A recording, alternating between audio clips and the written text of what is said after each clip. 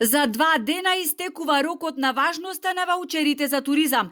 Лицата кои ги добиле, но не сакаат да ги користат, не бираат начин и средства само да ги продадат.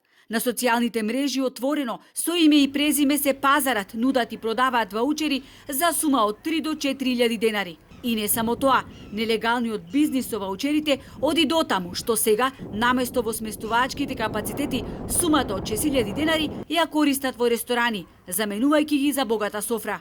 Во групи на социјалните мрежи, едни прашуваат, други споделуваат искуства, притоа наведувајќи ги градовите и имињата на угостителските објекти каде може да се искористат.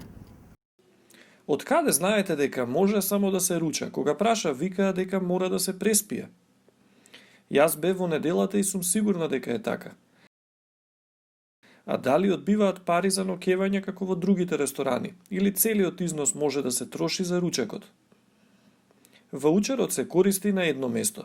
Дали ќе го изедете или не, тоа е се. Пари не се враќаат назад. Уредбата за користење на ваучери се злоупотребува и на тој начин што во туѓо име, наместо корисникот, ваучерот го користи друго лице.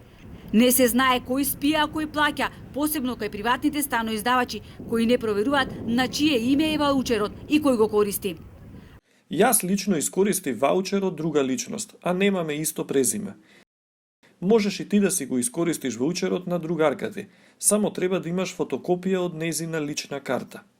Бизнисот со ваучерите за туризам цвета, иако како што може да се види, инволвираните ги откриваат начините на кои ја вршат оваа нелегална активност. Полицијата досега не превзела ништо за откривање и казнување на оние кои вршат ваква злоупотреба.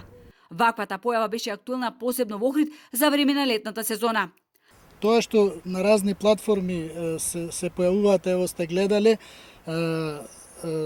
дека се продаваат ваучери и дека треба на лице место да се утврди дали тој ваучер е искористен од лицето на кое што му е одобрен. Во онај момент кога ќе утврдиме дека ако најдеме такви ваучери како што кажувате, како што сте читале, тогаш ќе преземиме мерки како што ви кажувам за овој случај што се преземени. Првиот човек на државниот пазарен инспекторат Стојко Пауновски вели дека има вакви злоупотреби, посебно во зимските центри, но тешко се откривале. Инаку беа доделени 117.359 ваучери, кои може да се искористат во 455 хотелско-угостителски капацитети.